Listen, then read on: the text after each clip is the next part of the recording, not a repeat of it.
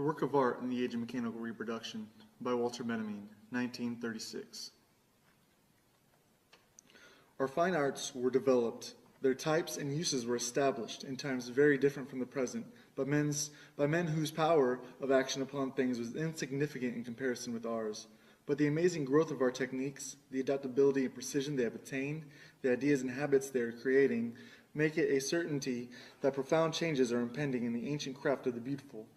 In all the arts, there is a physical component which can no longer be considered or treated as it used to be, which cannot remain unaffected by our modern knowledge and power.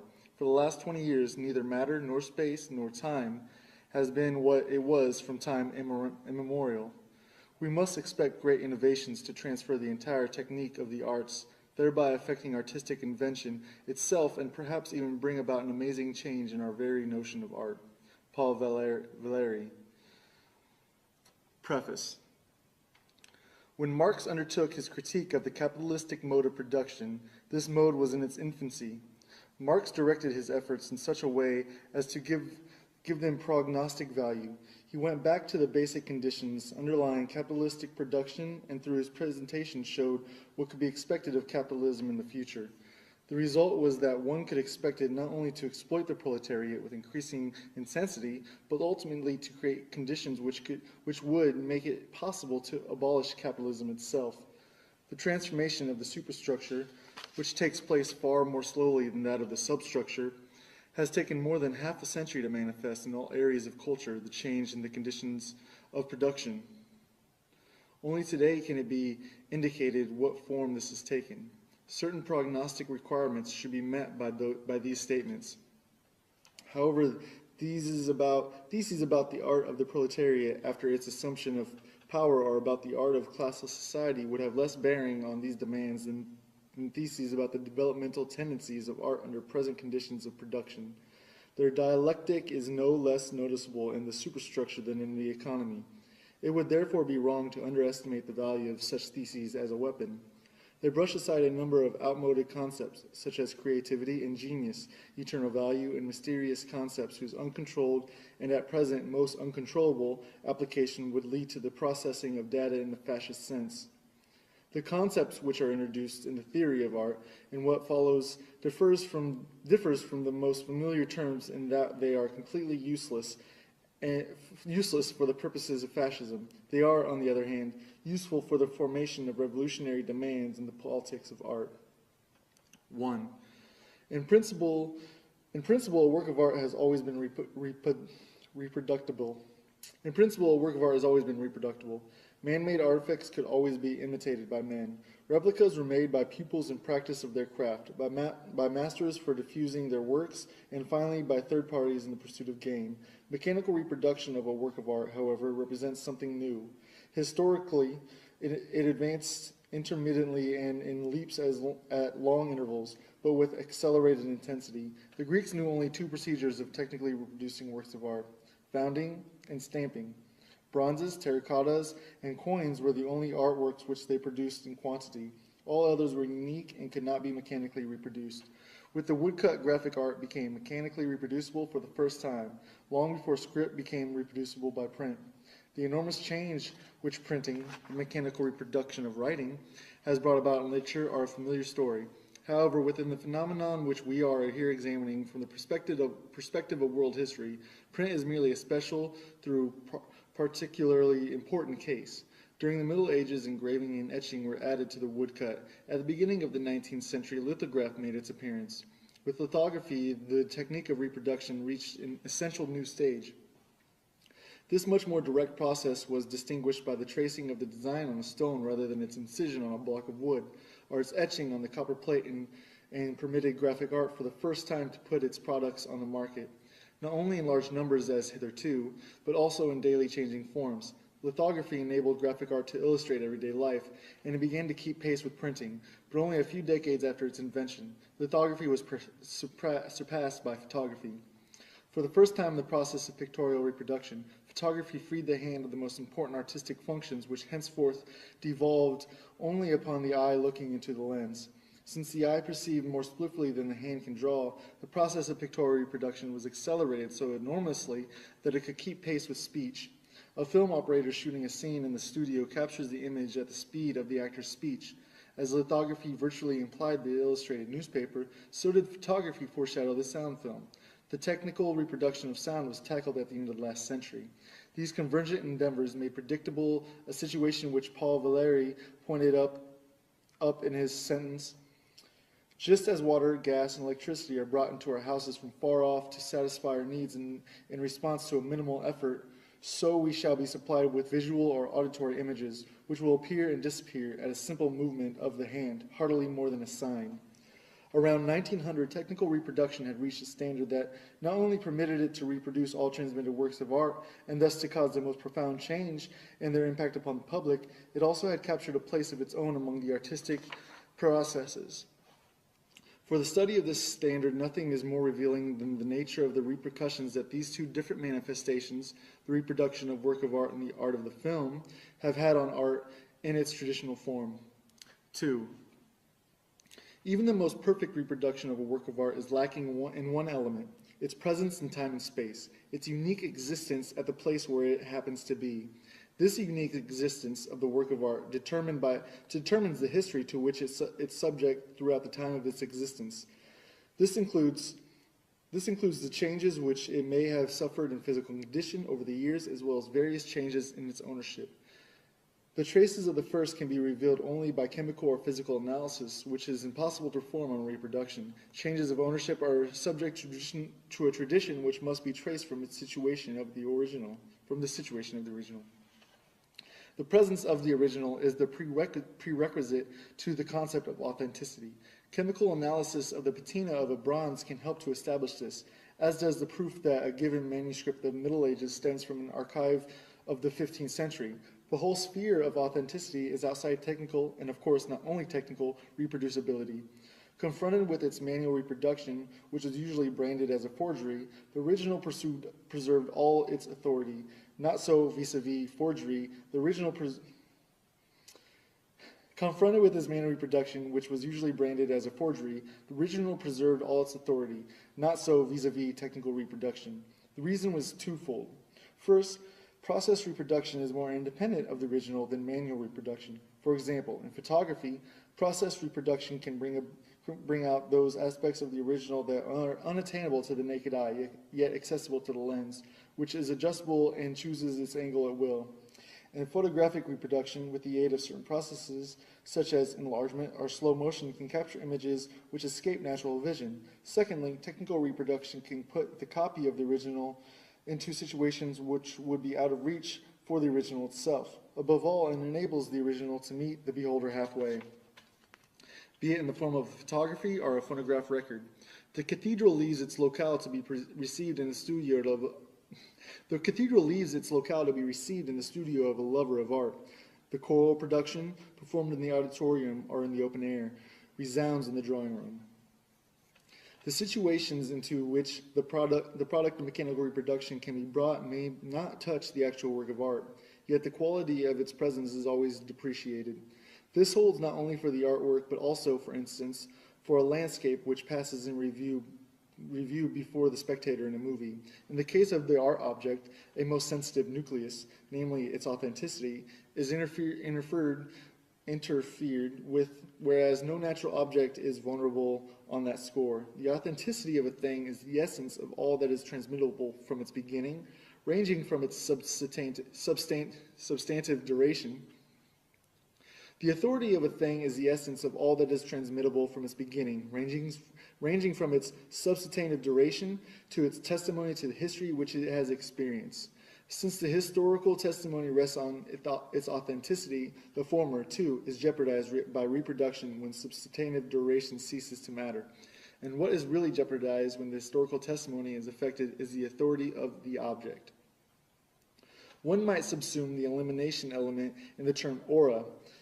One might subsume the eliminated element in the term aura and go on to say that which withers in the age of mechanical reproduction is the aura of the work of art. This is the symptomatic process whose significance points beyond the realm of art. One might generalize by saying The technique of reproduction detaches a reproduced object from the domain of tradition. By making many reproductions, it substitutes a plurality of copies for a unique existence, and in permitting the reproduction to meet the beholder or listener in his own particular situation, it reactivates the object reproduced. These two processes lead to a tremendous shattering of tradition, which is the observed obverse of the contemporary crisis and renewal of mankind. Both processes are intimately connected with the contemporary mass movements. Their most powerful agent is film. Its social significance, particularly in its most positive form, is inconceivable without its destruction, cathartic aspect, that is, the liquidation of the traditional value of the cultural heritage. This phenomenon is most palpable in the great historical films. It extends to ever new positions. In 1927, Abel Gance exclaimed enthusiastically, "Shakespeare, Rembrandt, Beethoven will make films, all legends, all mythologies, and all myths. All founders of religion and the very religions await their exposed resurrection, and the heroes crowd each other at the gate." Presumably without intending it, he issued an invitation to a far-reaching liquidation.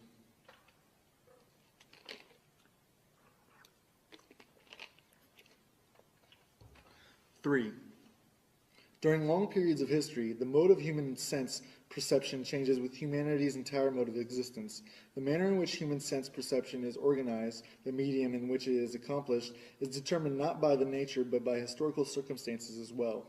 The 5th century, with its great shifts of population, saw the birth of the late Roman art industry and the Vienna Genesis, and there developed not only an art different from that of antiquity, but also a new kind of perception. The scholars of the Viennese schools, Regel and Wyckoff, who resisted the weight of classical tradition under which these latter art forms had been buried, were the first to draw conclusions from them concerning the organization of perception at the time.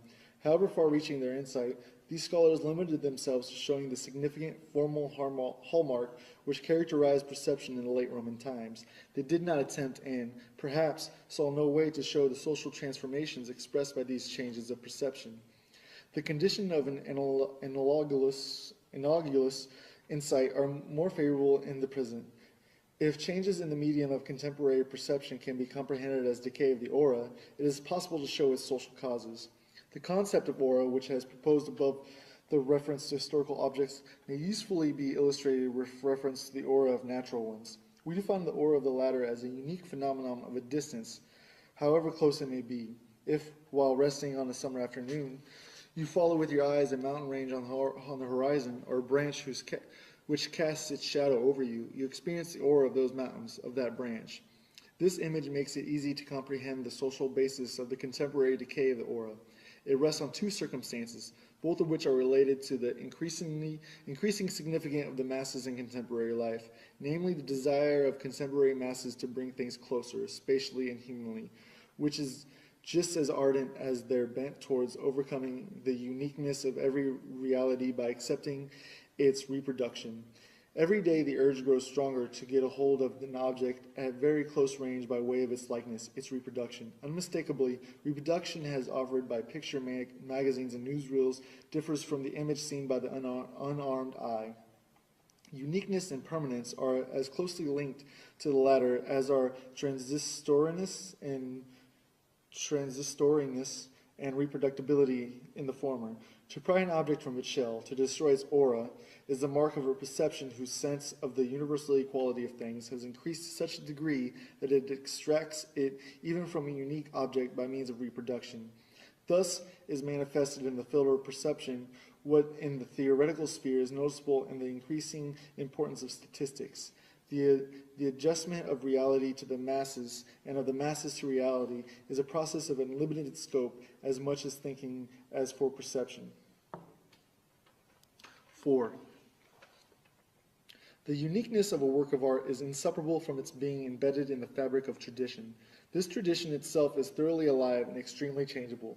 An ancient statue of Venus, for example, stood in a different traditional context with the Greeks, who made it an object of veneration, than with the clerics of the Middle Ages, who viewed it as an ominous idol. Both of them, however, were equally confronted with this uniqueness, that is, its aura. Originally, the contextual integration of art and tradition found its expression in the cult. We know that the earliest artworks originated in the service of the ritual, first the magical, then the religious kind. It is significant that the existence of the work of art with reference to its aura is never entirely separate from its ritual function. In other words, the unique value of the authentic work of art has its basis in ritual, the location of its original use value. This ritualistic basis, however remote, is still recognizable as secularized ritual even in the most profane forms of the cult of beauty. The secular cult of beauty, developed during the Renaissance and prevailing for 3 centuries, clearly showed that ritualistic basis in its decline and the first deep crisis which befell it. With the advent of the first truly revolutionary means of reproduction, photography, simultaneously with the rise of socialism, art sensed the approaching crisis which has become evident a century later. At the time, art reacted with the doctrine of art for art's sake, that is, with the theology of art. This gave rise to what might be called the negative theology in the form of the idea of pure art, which not only denied any social function of art, but also any categorizing by subject matter. In poetry, Mallarmé was the first to take this position. An analysis of art in the age of mechanical reproduction must do justice to these relationships, for they lead us to the all-important insight. For the first time in world history, mechanical reproduction emancipates the work of art from its parasitical dependence on ritual. To an ever greater degree, the work of art reproduced becomes a work of art designed for reproducibility. From a photographic negative, for example, one can make any number of prints. To ask for the authentic print makes no sense, but the instant the criterion of authenticity ceases to be applicable to the artistic production, the total function of the art is reversed. Instead of being based on ritual, it begins to be based on another practice, politics. 5.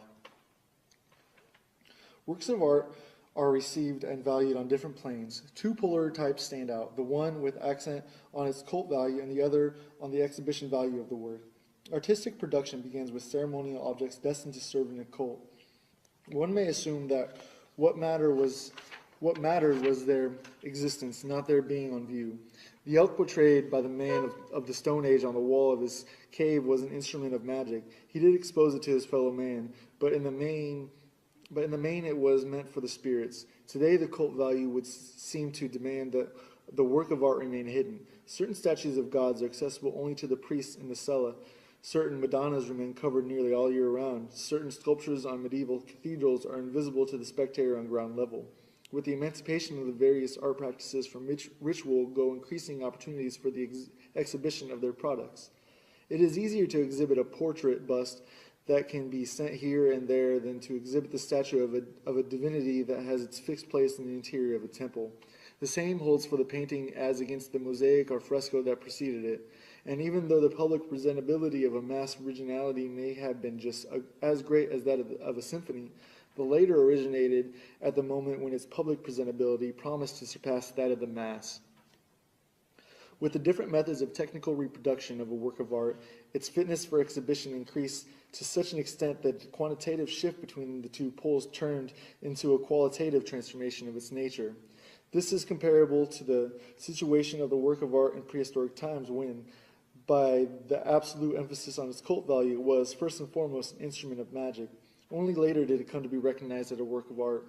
In the same way today, by the absolute emphasis on its exhibition value to the work of art becomes creation with entirely new functions, among which the one we are conscious of, the artistic function, later may be recognized as incidental. This much is certain. Today, photography and film are the most serviceable exemplifications of this new function. 6. In photography, exhibition value begins to displace cult value all along the line. The cult value does not give way without resistance. It retires into the ultimate retrenchment, the human countenance. It is no accident that the portrait was the focal point of early photography. The cult of remembrance of loved ones, absent or dead, offers a last refuge for the cult value of the picture. For the last time, an aura emanates from the early photographs into the fleeting expressions of a human face. This is what constitutes their melancholy, incomparable beauty. But as man withdraws from the photographic image, the exhibition value for the first time shows its superiority to the ritual value. To have pinpointed this new stage constitutes the incomparable significance of Atget, who around 1900 took photographs of deserted Paris streets. It has quite justly been said of him that he photographed them like scenes of crime. The scene of a crime, too, is deserted. It is photographed for the purpose of establishing evidence. With Atget, photographs became standard evidence for historical occurrences and acquired a hidden political significance. They demand a specific kind of approach. Free-floating contemplation is not appropriated to them. They stir the viewer. He feels challenged by them in a new way. At the same time, picture magazines begin to put up signposts for him. Right ones or wrong ones, no matter. For the first time, captions have become obligatory, and it is clear that they have an altogether different character than the title of a painting. The directives which the caption give to those looking at pictures in illustrated magazines soon became even more explicit and more imperative in the film, where the meaning of each single picture appears to be prescribed by the sequence of all preceding ones. 7. The 19th century dispute as to the artistic value of painting versus photography today seems devious and confused. This does not diminish its importance. However, if anything, it underlines it. The dispute was in fact the symptom of a historical transformation, the universal impact of which was not realized by either of the rivals. When the age of mechanical reproduction separated art from its basis and cult, the semblance of its autonomy disappeared forever. The resulting change in the function of art transcended the perspective of the century. For a long time, it even escaped that of the 20th century, which experienced the development of the film. Earlier, much futile thought had been devoted to the question of whether photography is an art. The primary question, whether the very invention of photography had not transformed the entire nature of art, was not raised. Soon, the film theoreticians asked the same ill-considered question with regard to film. But the difficulties with which photography caused traditional aesthetics were mere child's play as compared to those raised by the film. Whence the insensitive and forced character of early theories of the film. Abel Gance, for instance, compares the film with hieroglyphics. Here, by a remarkable regression, we have come back to the level of expression of the Egyptians. Pictorial language has not yet matured because our eyes have not yet adjusted to it. There is yet insufficient respect for insufficient cult of what is expressed. Or, in the words of Sven Mars, what art has been granted to a dream more poetical and more real at the same time. Approached in this fashion, the film might represent an incomparable means of expression. Only the most high-minded persons in the most perfect and mysterious moments of their lives should be allowed to enter its ambience. Alexander Arnault concludes his fantasy about the silent film with the question, do not all the bold descriptions we have given amount to the definition of prayer? It is instructive to note how their desire to class the film among the arts forces these theoreticians to read ritual elements into it with a striking lack of discretion. Yet when these speculations were published, films like L'Opinion Publique and The Gold Rush have already appeared. This, however, did not keep Abel Gance from adducing hieroglyphics for purposes of comparison, nor Severin Mars from speaking of the film as one might speak of paintings by Fra Angelico. Characteristically, even today, ultra-reactionary authors give the film a similar contextual significance, if not an outright sacred one, then at least a supernatural one. Commenting on Marx Reinhold's film version of A Midnight Summer's Dream, Werfel states that undoubtedly it was the sterile copying of the exterior world with its streets, interiors, railroad stations, restaurants, motorcars, and beaches, which until now had obstructed the elevation of the film to the realm of art. The film has not yet realized its true meaning, its real possibilities. These consist in the unique faculty to express by natural means, and with incomparable persuasiveness, all that is fairy-like, marvelous, supernatural.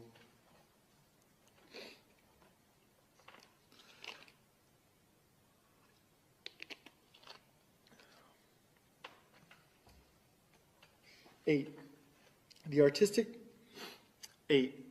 artistic performance of a stage actor is definitely presented to the public by an actor in person. That of the screen actor, however, is presented by a camera, with a twofold consequence. The camera that presents the performance of the film actor to the public need not respect the performance as an integral whole. Guided by the cameraman, the camera continually changes its position with respect to the performance. The sequence of positional views which the editor composes from the materials supplied him constitutes the complete film. It compromises certain factors of movement which are in reality those of the camera, not to mention special camera angles, close-ups, etc. Hence, the performance of the actor is subjected to a series of optical tests. This is the first consequence of the fact that the actor's performance is presented by the means of a camera. Also, the film actor lacks the opportunity of the stage actor to adjust to the audience during his performance, since he does not present his performance to the audience in person. This permits the audience to take the position of a critic without experiencing any personal contact with the actor. The audience's identification with the actor is really an identification with the camera. Consequently, the audience takes the position of the camera. Its approach is that of testing. This is not the approach to which cult values may be exposed. 9. For the film, what matters primarily is that the actor represents himself to the public before the camera, rather than representing someone else. One of the first to sense the actor's metamorphosis by this form of testing was Pirandello. Though his remarks on the subject in his novel Ceguera were limited to the negative aspects of the question and to the silent film only, this hardly impairs their validity. For in this respect, the sound film did not change anything essential. What matters is that the part is acted not for audience, but for the mechanical contrivance. In the case of the sound film, for two of them, the film actor, wrote Pirandello, feels as if in exile, exiled not only from the stage, but also from himself. With a vague sense of discomfort, he feels inexplicable emptiness. His body loses its corporeality. It evaporates. It is deprived of reality, life, voice, and the noises caused by his moving about in order to be changed into a mute image, flickering an instant on the screen, then vanishing into silence. The projector will play with a shadow before the public, and he himself must be content to play before the camera. This situation might also be characterized as follows. For the first time, and this is the effect of the film, man has to operate with his whole living person, yet foregoing its aura.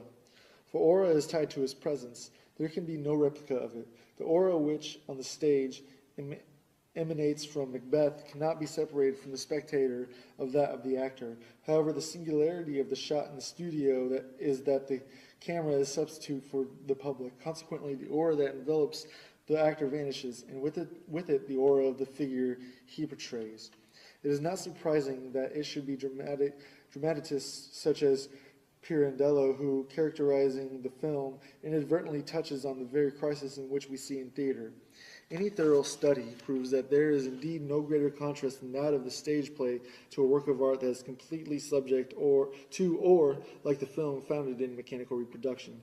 Experts have long recognized that in the film, the greatest effects are almost always obtained by acting as little as possible. In 1932, Rudolf Arnheim saw the latest trend in treating the actor as a stage prop chosen for its characteristic and inserted as at the proper place.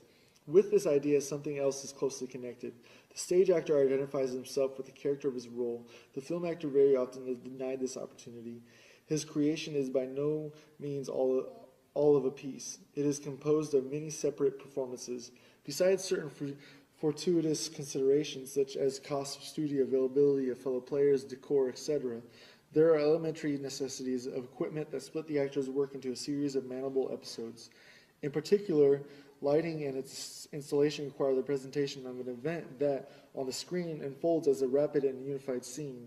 In the sequence of separate shootings, which may take hours in the studio, not to mention more obvious montage.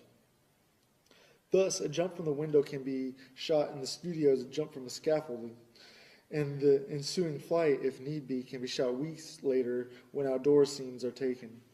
Four more paradoxical cases can easily be construed.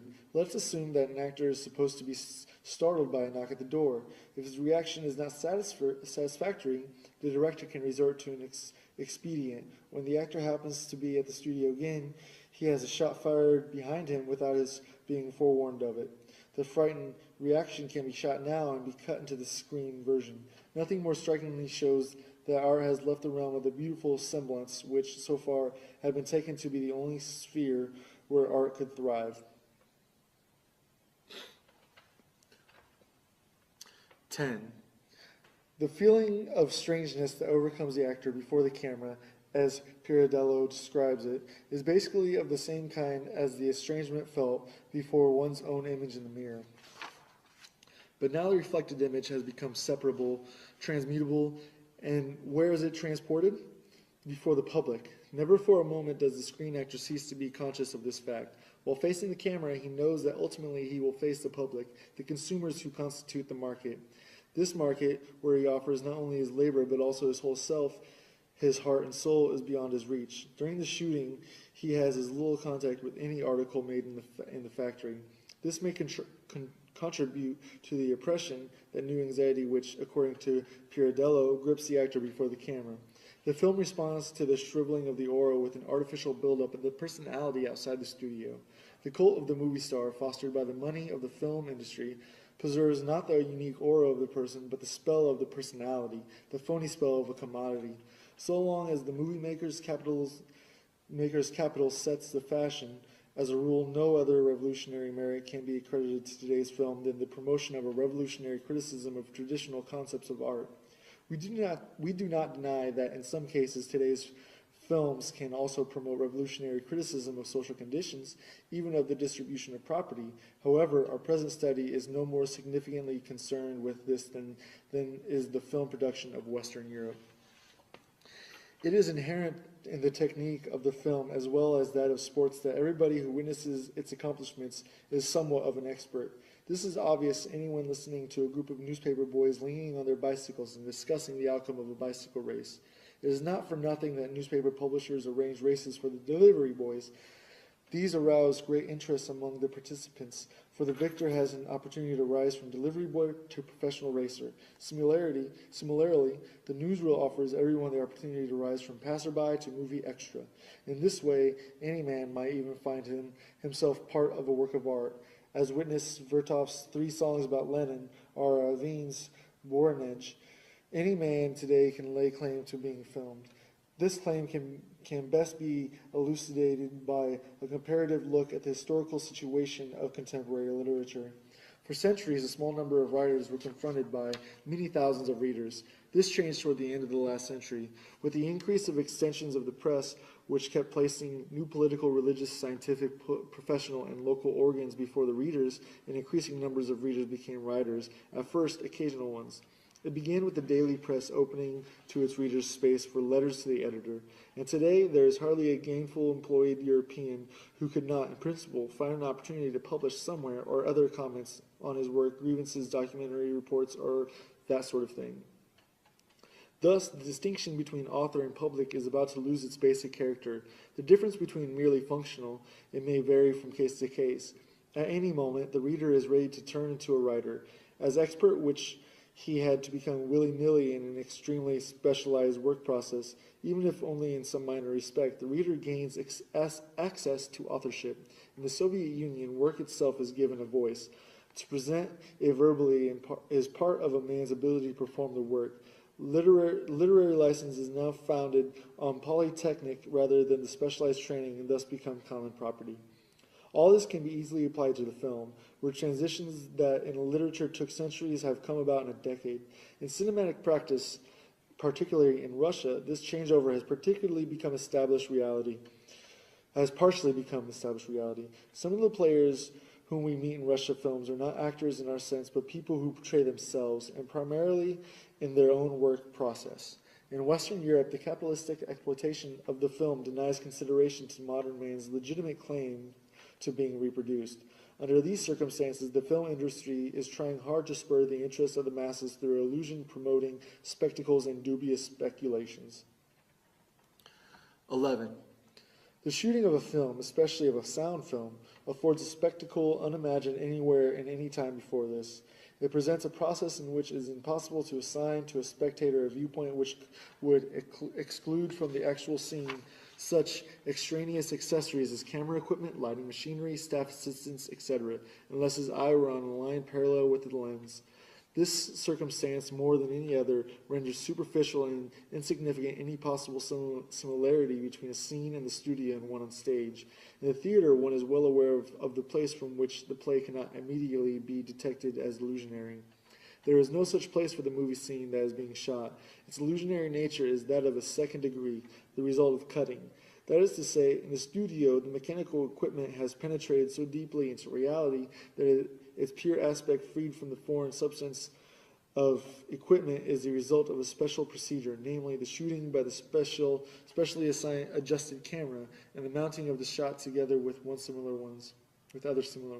The equipment-free aspect of reality here has become the height of artifice. The site of immediate reality has become an orchard in a land of technology. Even more revealing is the comparison of these circumstances, which differ so much from those of the theater, with the situation in painting. Here the question is, how does the cameraman compare to the painter? To answer this, we must take recourse to analogy with a surgical operation. The surgeon represents the polar opposite of the magician. The magician heals a sick person by the laying on of hands. The surgeon cuts into the painter's body. The magician maintains a natural distance between the patient and himself, though he reduces it very slightly by the laying on of hands. He greatly increases it by virtue of his authority. The surgeon does exactly the reverse. He greatly diminishes the distance between himself and the patient by penetrating into the patient's body and increases it but little by the caution with which his hand moves among the organs. In short, in contrast to the magician, who is still hidden in the medical practitioner, the surgeon, at the decisive moment, abstains from facing the patient man to man. Rather, it is through the operation that he penetrates into him. Magician and surgeon compare to painter and cameraman. The painter maintains in his work a natural distance from reality. The cameraman penetrates deeply into its web. There is tremendous difference between the pictures they obtain. That of the painter is a total one. That of the cameraman consists of multiple fragments which are assembled under a new law. Thus, for contemporary man, the representation of reality by the film is incomparably more significant than that of the painter, since it offers, precisely because of the thoroughgoing permeation of reality with mechanical equipment, an aspect of reality which is free of all equipment, and that is what one is entitled to ask from a work of art. 12. Mechanical reproduction of art changes the reaction of the masses towards art. The reactionary attitude towards a Picasso painting changes into the progressive reaction towards a Chaplin movie. The progressive reaction is characterized by the direct, immediate fusion of visual and emotional enjoyment with the orientation of the expert. Such fusion is of great social significance. The greater the decrease in the social significance of an art form, the sharper the distinction between criticism and enjoyment by the public. The conventional is uncritically enjoyed, and the truly new is criticized with aversion. With regard to the screen, the critical and the receptive attitudes of the public coincide. The decisive reason for this is that individual reactions are predetermined by the mass audience response they are about to produce, and this is nowhere more profound than in the film. The moment these responses become manifest, they control each other. Again, the comparison with painting is fruitful. A painting has always had an excellent chance to be viewed by one person or by a few. This simultaneous contemplation of paintings by a large public, such as developed in the 19th century, is an early symptom of the crisis of painting, a crisis which was by no means occasioned by exclusively by photography, but rather in a relatively independent manner by the appeal of artworks to the masses. Painting simply is in no position to present an object for simultaneous collective experience, as it was possible for architecture at all times, for the epic poem in the past, and for the movie today. Although this circumstance in itself should not lead one to conclusions about the social role of painting, it does constitute a serious threat as soon as painting, under special conditions and, as it were, against its nature, is confronted directly by the masses. In the churches and monasteries of the Middle Ages and at the princely courts up to the end of the 18th century, a collective reception of painting did not occur simultaneously, but by graduated and hierarchized mediation. The change that has come about is an expression of the particular conflict in which painting was implicated by the mechanical reproducibility of painting. Although paintings began to be publicly exhibited in galleries and salons, there was no way for the masses to organize and control themselves in their reception. Thus, the same public which responds in a progressive manner towards a grotesque film is bound to respond in a reactionary manner to the surreal. 13. The characteristic of the film lie not only in the manner in which man presents himself to mechanical equipment, but also in the manner in which, by means of his apparatus, man can represent his environment. A glance at occupational psychology illustrates the testing capacity of the equipment. Psychoanalysis illustrates it in a different perspective. The film has enriched our film of perception with methods which can be illustrated by those of Freudian theory. 50 years ago, a slip of the tongue passed more or less unnoticed. Only exceptionally may such a slip have revealed dimensions of depth in a conversation which had seemed to be taking its course on the surface. Since the psychopathology of everyday life, things have changed. This book isolated and made analyzable things which had heretofore floated along unnoticed in the broad stream of perception. For the entire spectrum of optical and now also acoustical perception, the film has brought about a singular deepening of a perception. It is only an obverse of this fact that behavior items shown in a movie can be analyzed much more precisely and from more points of view than those presented on paintings or on the stage.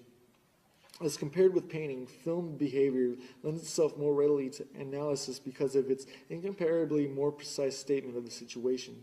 In comparison with the stage scene, the film behavior item lends itself more readily to analysis because it can be isolated more easily. This circumstance derives its chief importance from its tendency to promote a mutual penetration of art and science. Actually, of a screen behavior item which is neatly brought out in a certain situation, like a muscle of a body, it is difficult to say which is more fascinating, its artistic value or its value for science. To demonstrate the identity of the artistic and scientific uses of photography, which heretofore usually were separated, will be one of the revolutionary functions of the film.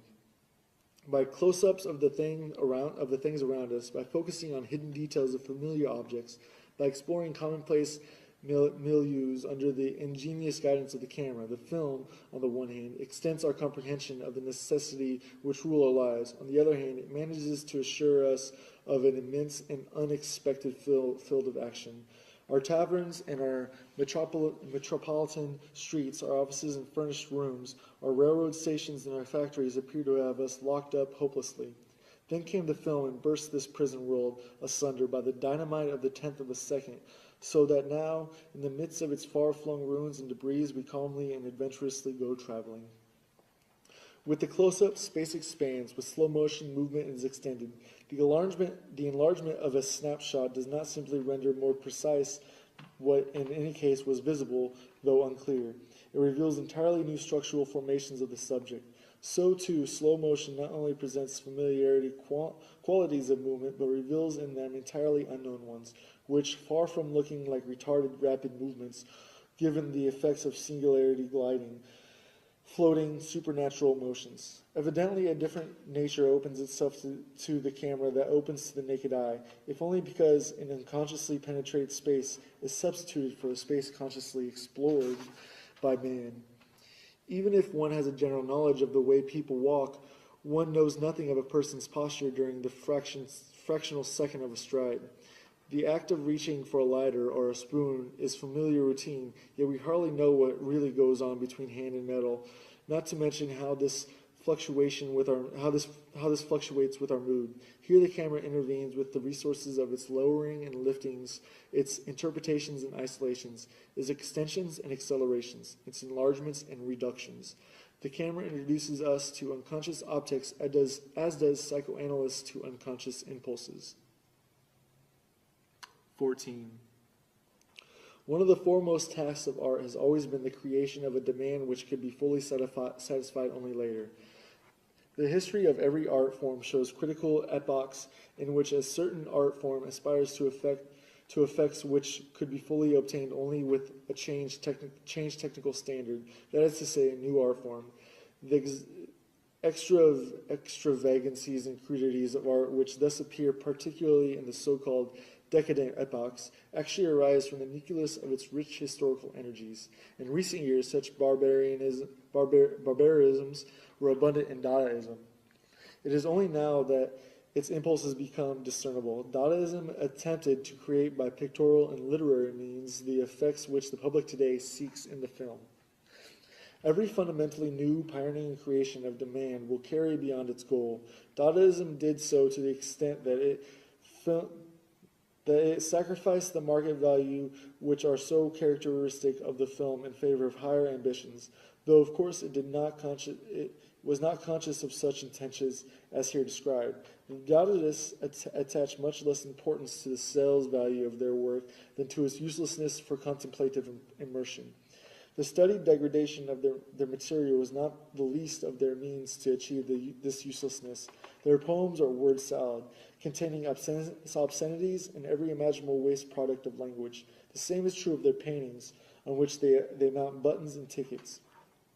What they intended and achieved was a relentless destruction of the aura of their creations, which they branded as reproductions with the very means of production.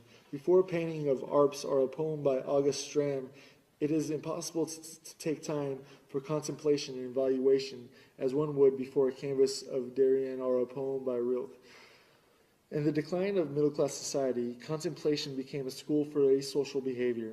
It was countered by distraction as a variant of social conduct. Dadaistic activities actually assured a rather vehement distraction by making works of art the center of scandal. One requirement was foremost, to outrage the public.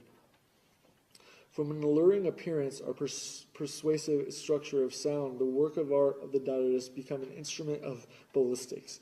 It hit the spectator like a bullet, happened to him, thus acquiring a tactile quality. It promoted a demand for the film, the distracting element of which is also primarily tactile, being based on changes of place and focus which periodically assail the spectator. Let us compare the screen on which a film unfolds with the canvas of a painting. The painting invites the spectator to contemplation. Before it, the spectator can abandon himself to his associations. Before the movie frame, he cannot do so. No sooner has his eye grasped the scene than it has already changed. It cannot be arrested.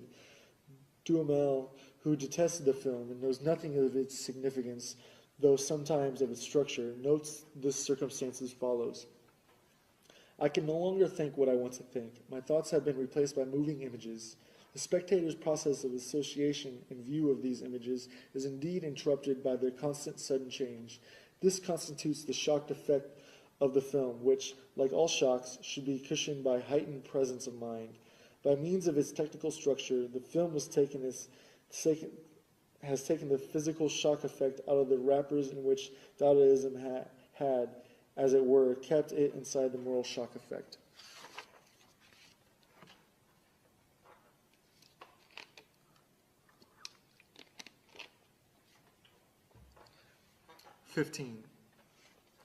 The mass is a matrix from which all traditional behavior toward works of art issues today in a new form. Quantity has been transmuted into quality. The greatly increased mass of participants has produced a change in the mode of participation. The fact that the new mode of participation first appeared in a disputable form must not confuse the spectator, yet some people have launched spirited attacks against precisely this superficial aspect. Among these, Duhamel has expressed himself in the most radical manner. What he objects to most is the kind of participation which the movie elicits from the masses.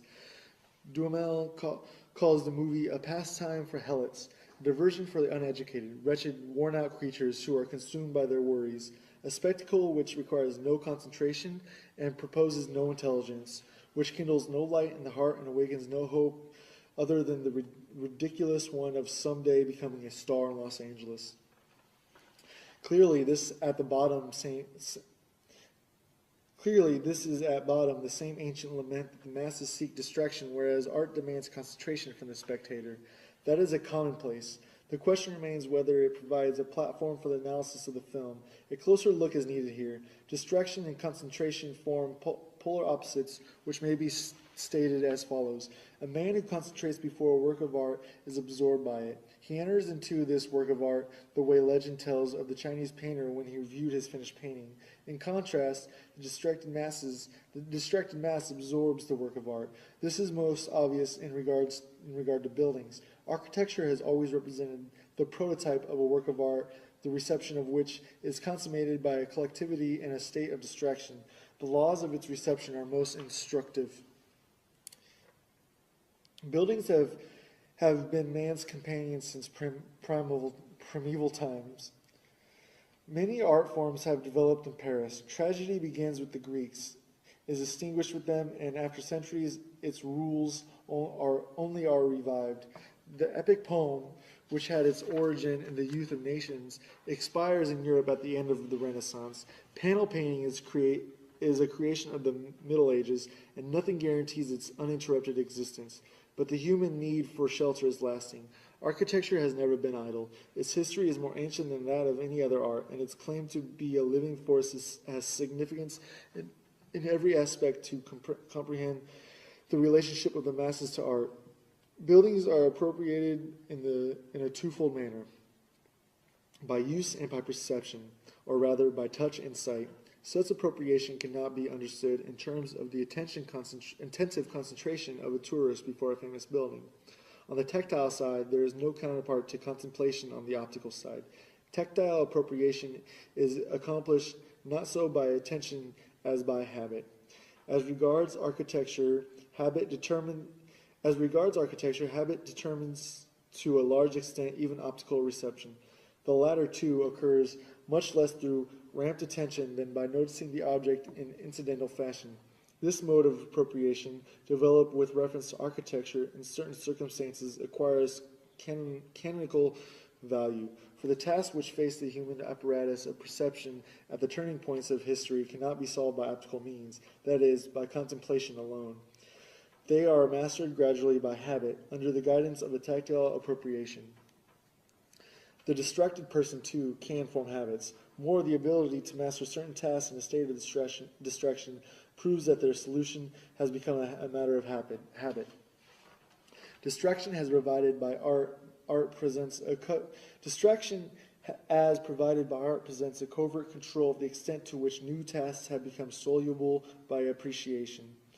Since, moreover, individuals are tempted to avoid such tasks, art will tackle the most difficult and most important ones where it is able to mobilize the masses. Today it does so in the film. Reception in a state of distraction, which is increasing noticeably in all fields of art and is symptomatic of profound changes in apperception, finds in the film its true means of exercise. The film, with its shock effect, meets this mode of reception halfway. The film makes the cult value recede into the background, not only by putting the public in the position of the critic, but also by the fact that at the movies, this position requires no attention. The public is an examiner, but an absent-minded one.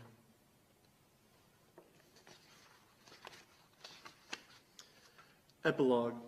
The growing proletarialization of modern man and the increased formation of masses are two aspects of the same process.